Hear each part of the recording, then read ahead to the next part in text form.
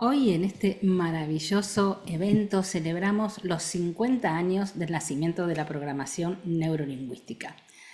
Medio siglo en los que la PNL nos enseñó a mirar con nuevos ojos cómo pensamos, cómo sentimos, cómo nos comportamos, cómo nos relacionamos con los demás y con nosotros mismos.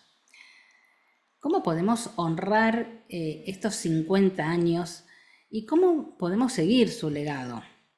¿Cómo podemos tender puentes entre la PNL de hace 50 años y la PNL de hoy, la PNL del siglo XXI? Yo soy Débora Chajet, psicóloga, Master Trainer en programación neurolingüística y junto a mi socia y hermana Susana Chajet dirijo PNL Buenos Aires. Además, tanto yo como ella somos miembros fundadores de la Red Latinoamericana de Programación Neurolingüística.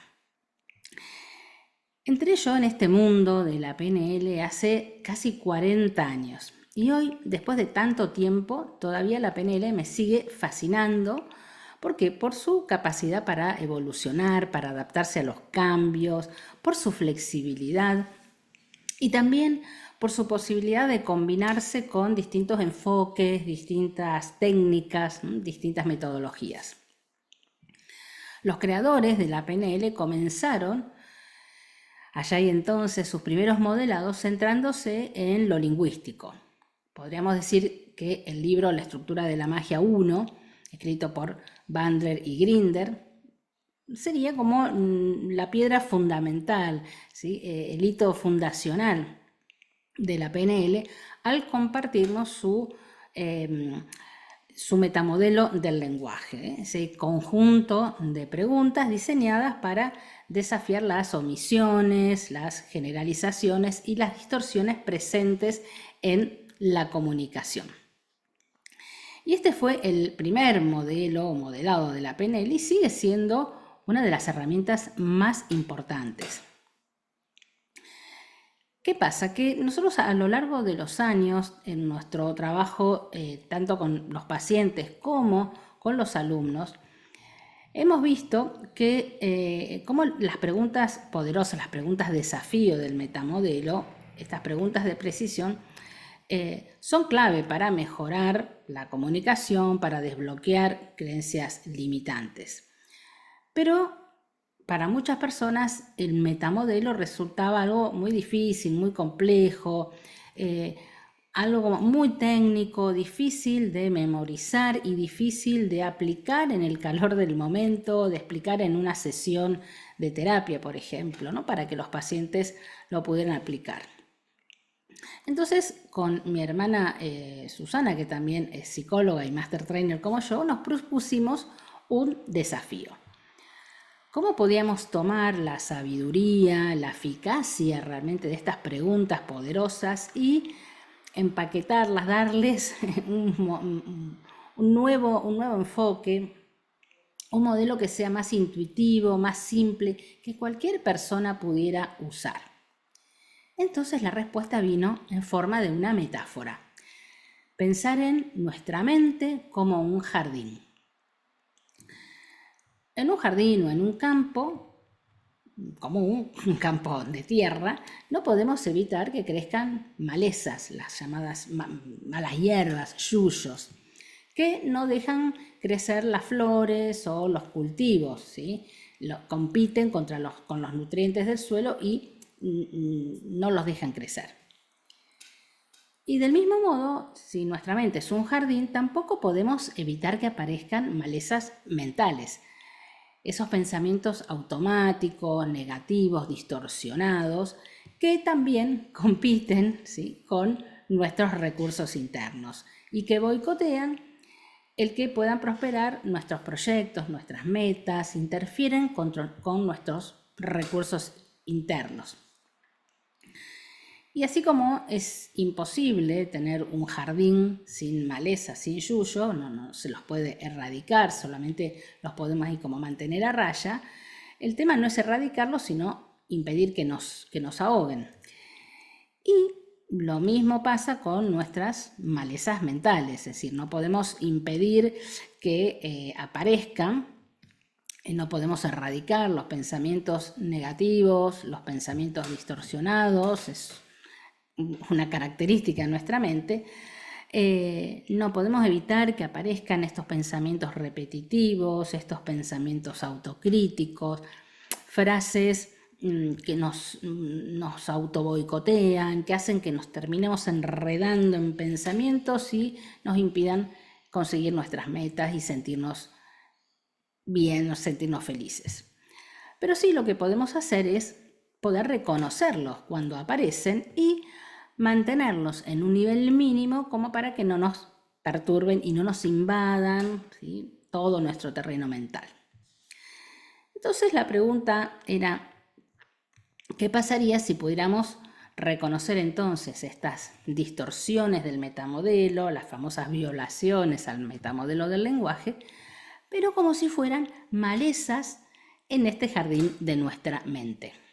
Y entonces se nos ocurrió usar con Susana el lenguaje visual y metafórico para darles forma, darles nombre y también trabajar un poco con el humor para identificarlas más fácil, para hacerlas más accesibles a nuestro propio desarrollo personal y para usarlas como un recurso útil y poderoso también en nuestras sesiones de terapia, o también los que hacen coaching, otro tipo de enfoques de acompañamiento, también usarlos con sus clientes. Y así nació entonces el modelo de las malezas mentales, creando así una suerte de puente entre lo consciente y lo inconsciente, entre el lenguaje racional y el lenguaje metafórico. Y entonces así, esto que era tan complejo se vuelve más cercano, inclusive divertido, ¿sí? Los pacientes y los alumnos lo pueden reconocer, pueden trabajar con ellos y permite un poco también desdramatizar los autodiálogos, quitarles peso, reírnos un poco de estos pensamientos negativos. Entonces, bueno, jugando un poco con esta metáfora de la mente como un jardín, que obviamente no fue un invento nuestro, lo de la mente como un jardín, porque es una metáfora que ya viene siendo usado de muchos siglos atrás por muchas tradiciones, pero siguiendo, tomando esa metáfora y siguiendo con el espíritu de la PNL, que es modelar y hacer accesible lo complejo, se nos ocurrió crear una especie de catálogo de estas malezas para que fueran más fáciles de reconocer. Y entonces a las distorsiones lingüísticas o violaciones al metamodelo, sobre todo las que más sufrimiento les traen a las personas, le fuimos dando un nombre divertido que las identifica y también un aspecto visual con el cual poder asociar sus características principales, que fueron una especie de ayuda a memoria. Y te comparto algunas de las que fuimos armando en este catálogo. Tenemos, por ejemplo, la blanquinegra, que representa ese pensamiento polar, ¿sí? Esta distorsión que te dice que si algo no es perfecto es un completo desastre, que no hay puntos intermedios. Y entonces, bueno, claro, si este trabajo no me sale perfecto, entonces no sirve para nada. Otra de las malezas es la spora generalis. Esta generalización que nos hace pensar que una situación aislada o un error aislado se transforma en una verdad absoluta porque se generaliza.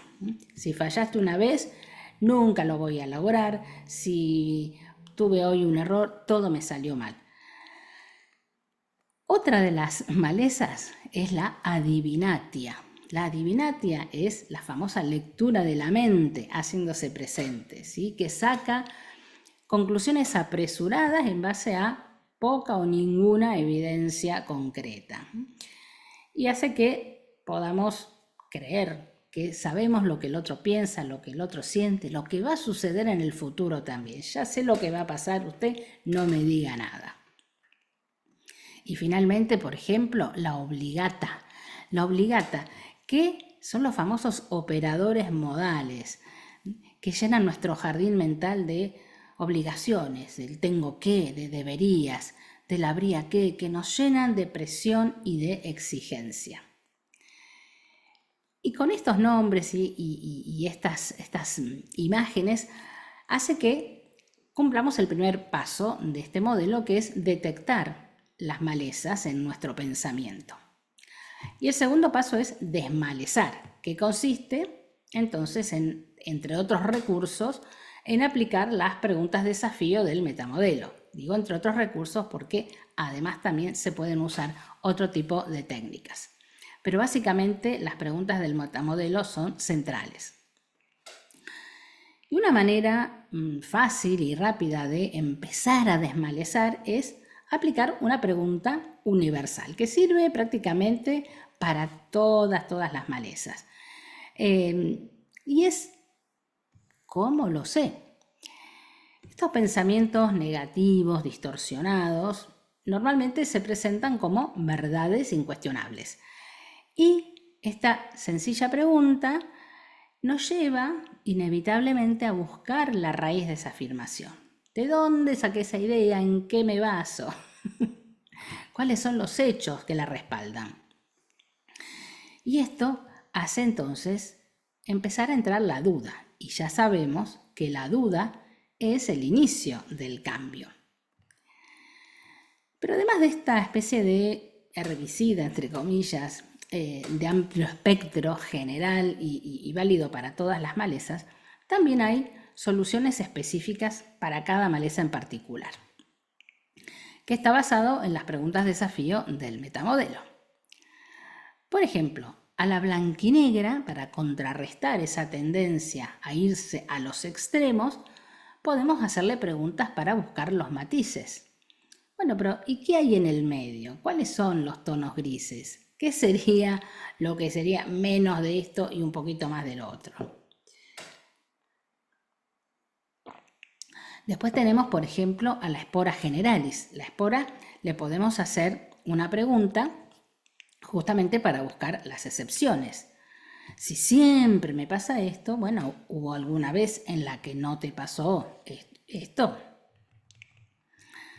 Después, la adivinatia.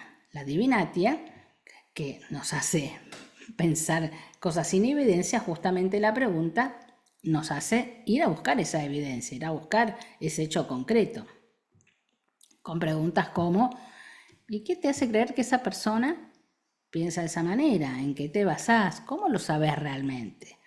¿Cómo sabés que va a pasar eso? ¿Qué datos tenés?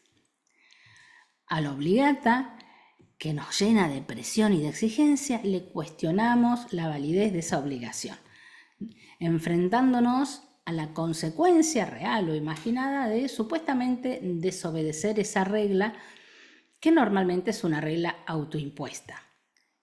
Y preguntamos cosas como, ¿y qué pasaría si no lo hago?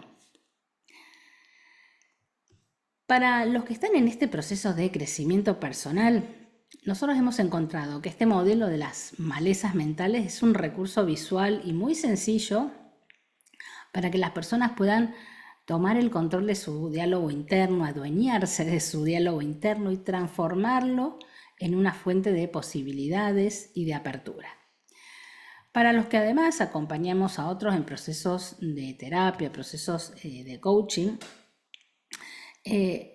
esta es una metáfora muy interesante, muy poderosa, que hace que los clientes, inclusive la gente que no conoce nada de PNL, pueda entender muy rápido la estructura de estas distorsiones, de estos pensamientos, y los pueda aplicar por su cuenta, inclusive fuera ya de la hora de sesión o ya luego de tener su alta en la terapia o haber concluido su proceso, su acompañamiento de coaching.